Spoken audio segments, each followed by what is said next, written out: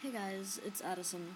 I wanted to make a video today, but I didn't know what to talk about, so I put that up on my Twitter feed, and Chris told me I should talk about my feelings on being aesthetically queer. And this is something that's kind of been bubbling to the top of my thoughts lately because Gender Fork is currently holding kind of a forum for talking about more femme representation on the site, and not just male-bodied femme representation, but female-bodied femme representation, because the queer community has femme people in it, of all bodies and types, and it's really underlooked. It's really overlooked in a lot of different spaces, because queer women who are femme tend to pass as straight, and a lot of people see that as unacceptable on a couple of levels. I'm not one of those people, by the way. I love femmes. Most of my favorite women are femmes in some respect, and I'm femme in some respect. I mean, I'm still kind of wearing the residual eyeliner from 2 days ago, because I haven't gotten it off yet.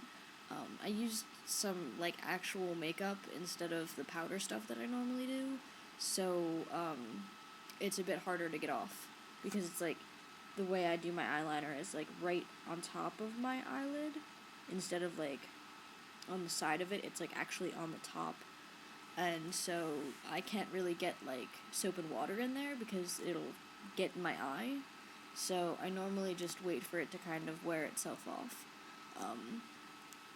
and that's kind of gross on some level, but whatever.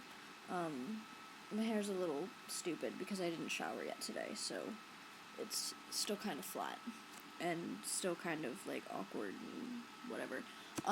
So yeah, Chris wanted me to talk about how I feel about being aesthetically queer, because this is one of the things that I've kind of had to parse out in terms of how I feel about transition. I am never going to look like a guy. I mean, I'm going to look like a guy, but my body is never going to be completely male. And that's something that I think a lot of trans guys have issues with. A lot of trans people in general have issues with. It's a little bit worse for FMs, I think, because lower surgery for us kind of blows, unless you're ready to dish out a whole lot of money. But I never plan on being able to dish out that kind of money, and I would want to. I mean, if I could pay money and just get a real cock right now, I would do it. In a heartbeat. But, I'm not. Because I don't really like what's out there right now, and so I've kind of had to figure out my feelings on being in a queer body. I'm never gonna look completely masculine while I'm naked. I'm definitely gonna have residual femininity, and I mean that's fine. That's something that I've grown to like about the concept of transition. As much problems as I have with sex and my bits versus someone else's bits, as much mental issues as I have with that, I really find the idea of having a seeable and aesthetically queer body, as being something that's really powerful, and something that's really empowering in its own sense.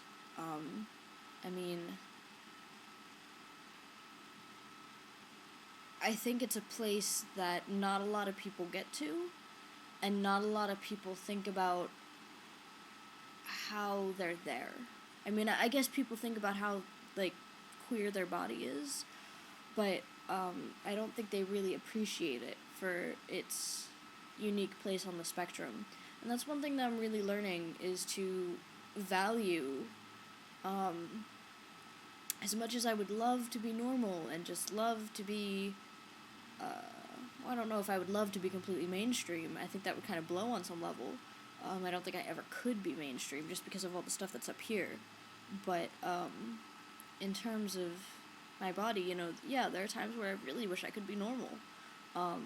But I really value my unique place. You know, I'm gonna have this queer body.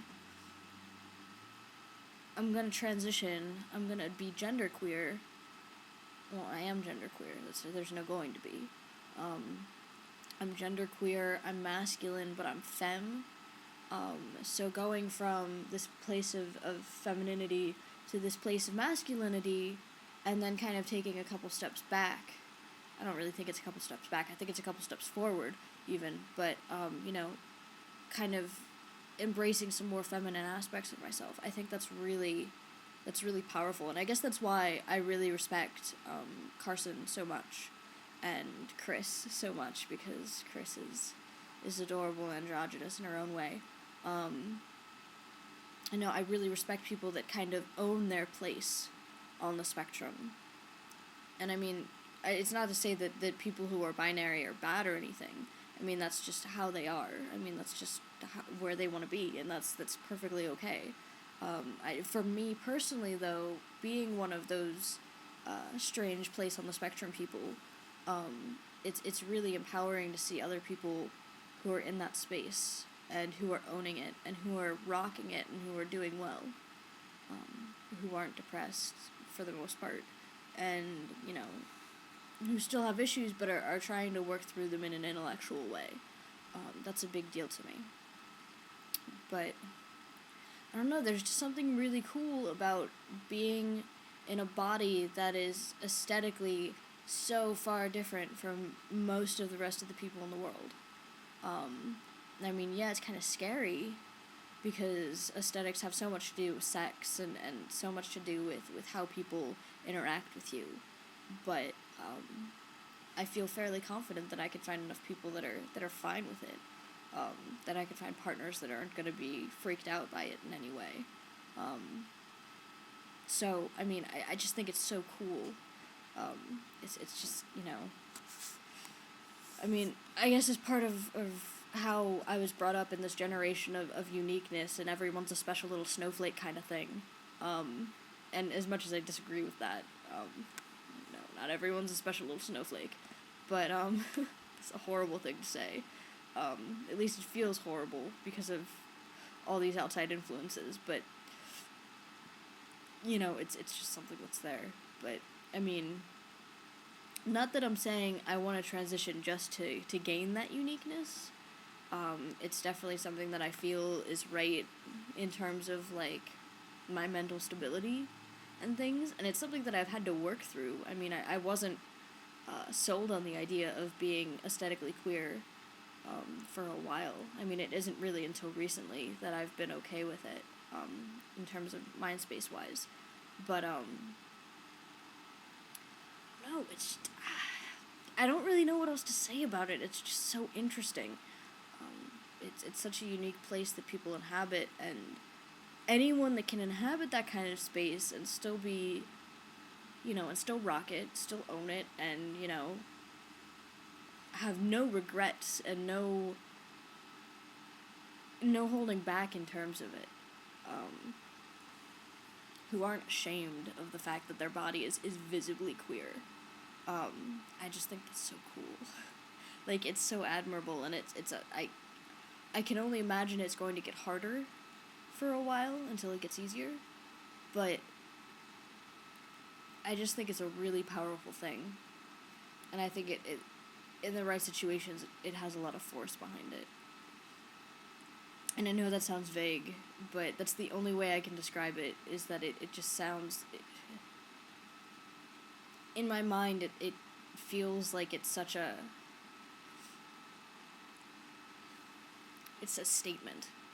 It's a statement, not in, like, the superficial, like, I'm making a statement to make a statement kind of thing, but it's just a really big statement of how much we accept ourselves, and how